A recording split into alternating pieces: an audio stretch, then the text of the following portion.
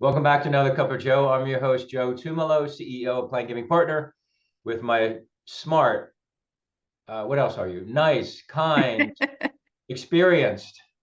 At such a, Rabble rouser. at such a young age. Rob, how do you say that? Rabble rouser. Rabble. I've heard that term, but what does that mean, rabble? I don't know. I'm just, I get into the fray and I'm not afraid to mix it up. Tracy Lea from the Harrington Agency. Welcome back, Tracy. Thank you. Thank you.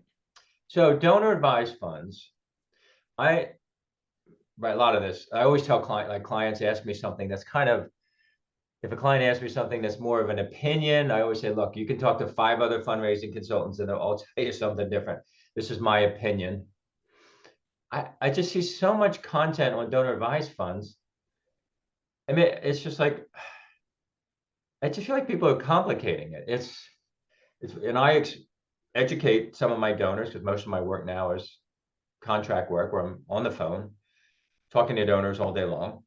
And most know about donor advised funds, but the other ones that don't, especially the older ones, I'll explain it to them. But it's very simple. My wife and I have one. By the way, I highly recommend to all fundraisers get a donor advised fund. It costs you nothing, well, other than what you're donating, right? To get one, and it's like if I was gonna go sell motorcycles and I've never ridden a motorcycle, would I be as experienced and really understand motorcycling like someone who's been riding for decades? No. So why not get a donor advised fund? And then you can walk the walk, not just talk the talk. Especially So, now, Joe, it used to be not that long ago. There was a threshold of minimum amount that you had to contribute, but the big players and even some of the small players have basically you can just open one up. So you don't have to be a big player. And the other thing is, I think a lot of organizations, even when they're thinking about marketing to those who have a donor advised fund, they were thinking about it as the heavy lifters, the big donors, whereas the average gift for donor advised funds is like 150 or 200. It's not that much money. And what is amazing would be marketing to, and there, I don't see that much marketing to donor advised funds for your monthly giving, which then your number can come up significantly. And you're getting not just a one-time gift from your donor advised fund folks, but getting a monthly gift from them. And all of it is simple. And I think that we've done direct marketing, and we include obviously people who have donor advised funds, and we target folks who, haven't given that way. And it's proving to be very successful, separate appeals that simply market the donor advised funds. And then tying that in, helping your plan giving folks, or even to the donor advised funds, to tie it to, you're crossing over to the plan giving world. But folks forget when they set up their wills, some folks, if they haven't had somebody professional helping them in a way that understands donor advised funds, that you can be giving all your money to the organization, you're all set, but they have this big chunk of money because unfortunately we know there's billions sitting in donor advised funds that are not getting distributed. And that's a whole nother issue of, what Congress, may or may not do. But how that residual money needs to get planned out to give to an organization, because it's not going to go to your loved ones.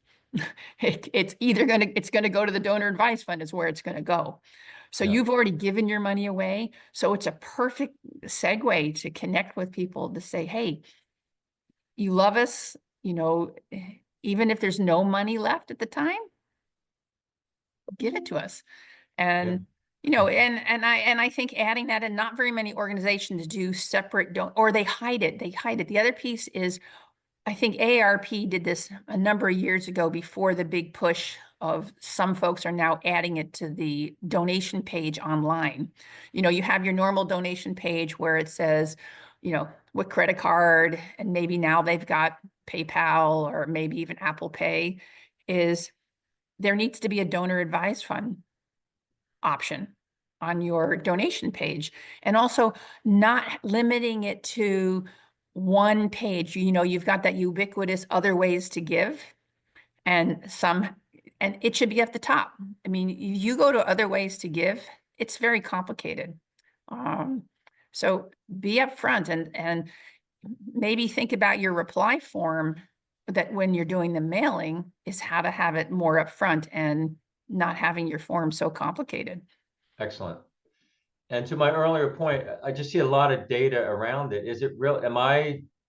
I'm a high level person. Like I'm like, don't bog me down with the details.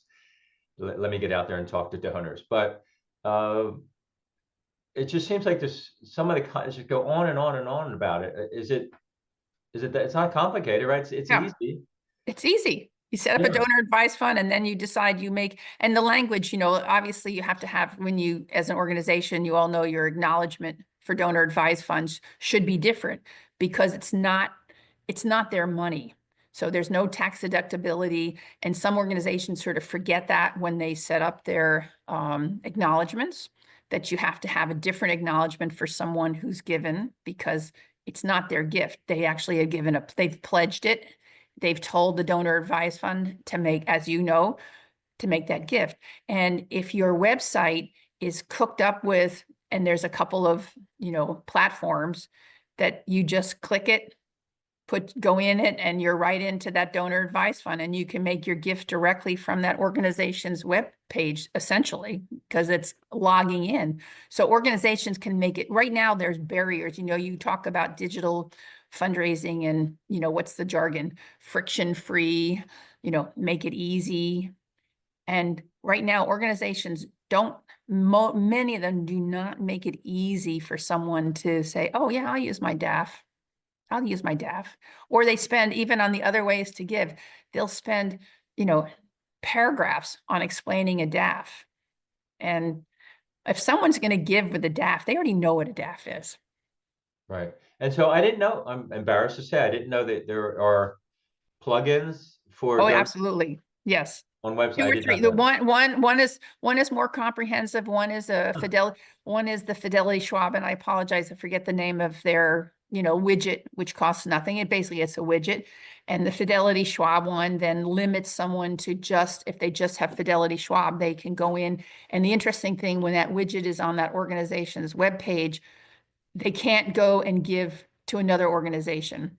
It's limited, I would hope so. but it's limited. Again, it's only Fidelity Schwab, which we know is, the 15,000-pound gorilla out there when it comes to, DAFs. But there are other ones. And then there's, I can't remember. I think it's Charity. I'm forgetting. But anyway, there's another firm out there that can set you up with a widget and access everything and get it on your donation page. And I just say, if you haven't been doing it, it needs to get done. And the research is out there. I mean, there's lots of conferences and webinars on this DAF giving. Good stuff. Anything else about marketing DAFs that would be helpful to our listeners, viewers? Set up a separate mailing so it doesn't get lost in, your big annual giving or whatever, and think about where you're tying it in and that kind of, yeah, just do a direct marketing piece directly on DAF giving. This is just a random, might be a stupid idea, but just a random thought. Because there's so many people that are, and maybe I assume it's the more wealthy people that are just dumping cash in or assets into the donor advised fund and not distributing them.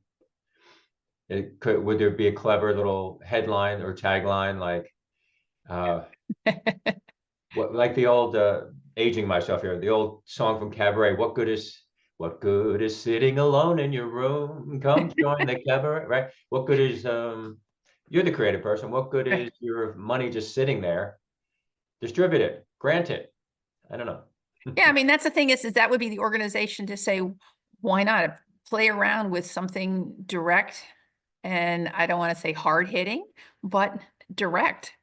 And because we know there's billions of dollars that are sitting there. And as more people, they projected a big push for more people were pushing more, and DAFs were going to increase at the end of last quarter. And I haven't seen the numbers if that's true or not. But then traditionally people won't give right away from that new DAF, that they'll sit on it, think about it. So right now, this is the time, and this is the time now pretty much where people, and I'm going to just segue to slightly another piece, but the IRA what is it, the required mandatory distribution, Uh-huh. that this is the time now to be reaching out, because everybody who has an RMD, they're getting their letters now saying this is what your RMD is.